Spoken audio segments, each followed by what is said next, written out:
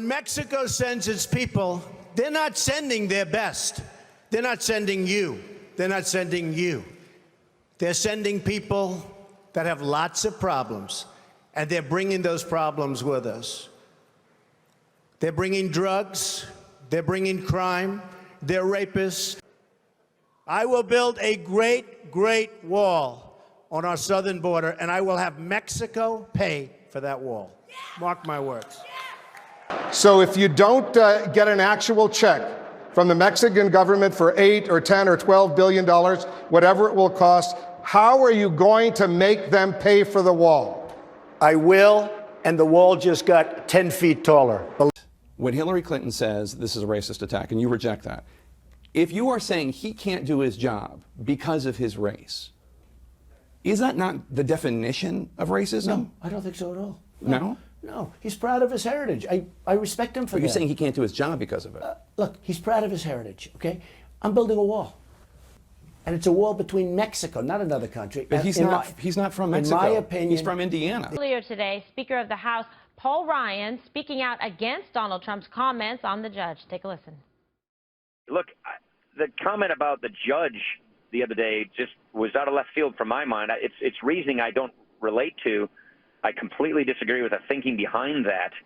And so he clearly says and does things I don't agree with. And I've had to speak up on time to time when that has occurred, and I'll continue to do that if that's necessary. I hope it's not.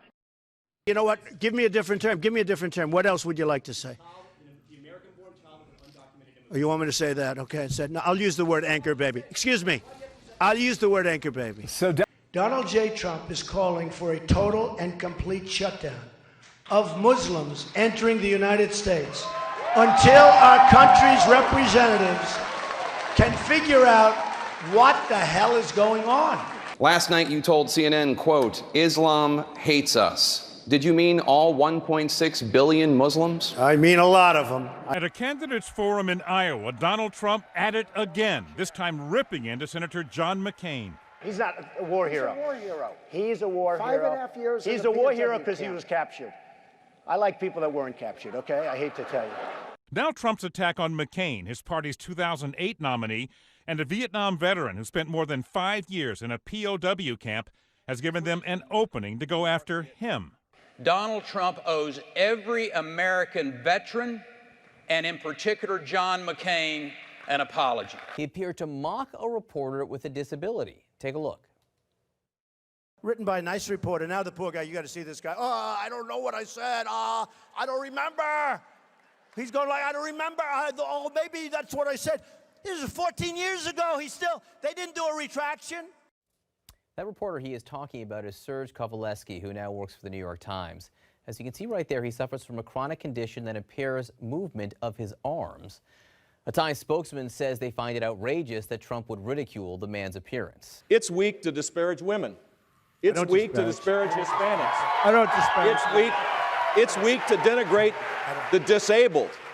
And it's really weak to call John McCain a loser because he was a... I never called him. No, I don't call him. That is outrageous. He's an American hero. Women and Hispanics hate his guts for good reason. Well, I didn't fail. I got him to give the birth certificate, so I'm satisfied with it. I just want to get the answer here. The birth certificate was produced in 2011. You continued to tell the story and question the president's legitimacy in 2012, 13, 14, 15, as recently as January. So the question is, what changed your mind? People have birth certificates. He doesn't have a birth certificate. Now, he may have one, but there's something on that person, maybe religion, maybe it says he's a Muslim. I don't know. Maybe he doesn't want that, or he may not have one. But I will tell you this. If he wasn't born in this country, it's one of the great scams of all time. Absolutely. But I don't think that's the case. You don't, but I'm starting to think. I don't think you believe that either. I think it's provocative. You get a lot of attention raising the question, but I don't think you believe it. 2 weeks ago, I felt like probably he was born in the country. Today, it's possibly. So he retweeted a graphic that had some crime statistics. Now, let me tell you what it said. USA crime statistics for 2015, blacks killed by blacks, 97%. And the source, notice how the source didn't come up. You remember what the source is? quite literally, a neo-Nazi Twitter account.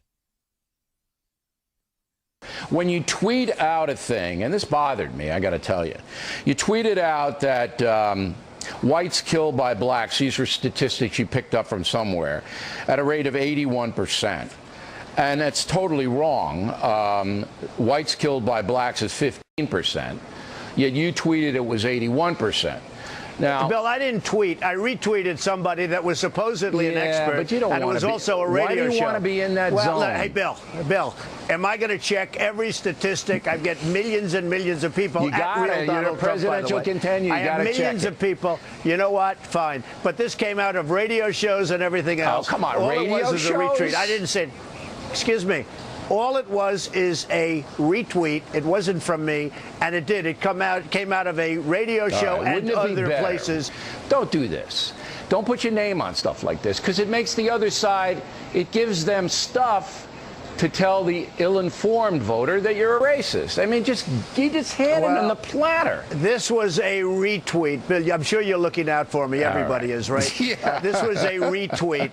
This was a retweet. All right, whatever it is. And it I came told from you sources shouldn't tweet that are ever. very credible. You shouldn't be tweeting. Don't tweet. Give it up for Lent. Lent is coming soon. Katrina Pearson and Julie Roginski. Julie, can you explain what is it about the tweet that is anti-Semitic? Like, what is is it just the use of the Star of David? On top of a pile of money, I mean, I think if you're Jewish, your tentacles are so incredibly raised by this, because this is a source, as he said, from an anti-Semitic tweeter. I mean, this is somebody who's tweeting this stuff, who's had a history of anti-Semitism. But more importantly than that, you've got people from David Duke to now Paul Ryan saying this is an anti-Semitic image. Clearly, the message is very obvious to people who understand this, and the history of this is so repugnant, because if you know anything about 20th century anti-Semitism, this is the kind of imagery that was used consistently in 1900s Russia, in 1930s Germany, so on and so forth. And Donald Trump has a history of this. It's not just this tweet. It's the fact that when he was asked to refute all the horrible anti-Semitic things that somebody was saying about, people were saying about a reporter that wrote an unflattering story about his wife, he said, quote, "I don't have a message for my fans." When they were saying the most vile, atrocious anti-Semitic thing to her. When the Anti-Defamation League asked him to stop using the phrase America first, because it has horrible connotations for American Jews going back to the 1930s, he refused to do that. You know, where there's smoke, there's fire. This is consistently a dog whistle, and I would venture to say not even a dog whistle, but a very overt message to the vilest, basest, white supremacist anti-Semites in this country, and there's no excuse for it. Will you unequivocally condemn David Duke and say that you don't want his vote or that of other white supremacists in this election? Well, just so you understand, I don't know anything about David Duke, okay? I don't know anything about what you're even talking about with white supremacy or white supremacists. Would you just say, unequivocally, you condemn them and you don't want their support? Well, I have to look at the group. I mean, I don't know what group you're talking about. Okay, I mean, I'm just talking about David Duke and the Ku Klux Klan here, but...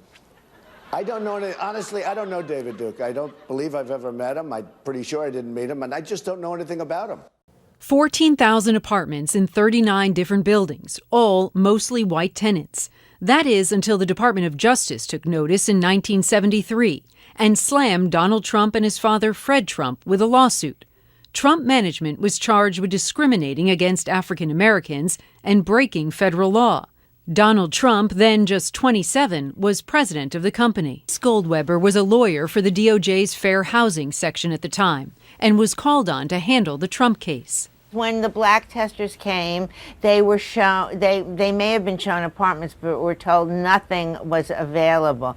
Whereas when the white testers came, yes, there were things that were available. That would be the norm. Since the election, intimidation and harassment has grown dramatically nationwide. From a Maryland church to a billboard in California, the number of hate crime incidents doubling since last Friday. According to the Southern Poverty Law Center, more than 400 incidents in the past week, 4 times more than the average. Glass pieces everywhere.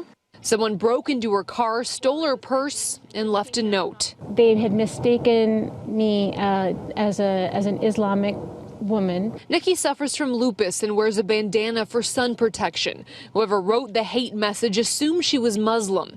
It said in part, "This is our nation. Get the F out." Close the door and set him right Trump tweeting today, Mr. Khan, who does not know me, viciously attacked me from the stage of the DNC and is now all over TV doing the same. Nice. Donald Trump. The war of words starting after Kaiser Khan rebuked Trump during last week's Democratic convention. You have sacrificed nothing and no one. Trump responding by suggesting Khazala Khan's Muslim faith might have been the reason she did not speak at the convention. I saw him. He was, very emotional and probably looked like a nice guy to me. His wife, if you look at his wife, she was standing there. She had nothing to say. Maybe she wasn't allowed to have anything to say. There in front of America, without saying a word, I had lots of love. A number of prominent Republicans stepping forward in support of the Khan family, including Senate Majority Leader Mitch McConnell and House Speaker Paul Ryan. Arizona Senator John McCain, who Trump once said was not a war hero because he was captured, issued a lengthy statement denouncing the GOP candidate, writing, "I cannot emphasize enough how deeply I disagree with Mr. Trump's statement. I hope Americans understand that the remarks do not represent the views of the Republican Party, its officers, or candidates." Well, maybe it's that he's not just a racist. Maybe it's just... No, I don't mean in addition to being a racist. Oh, believe me, he's a racist, but he's so much more.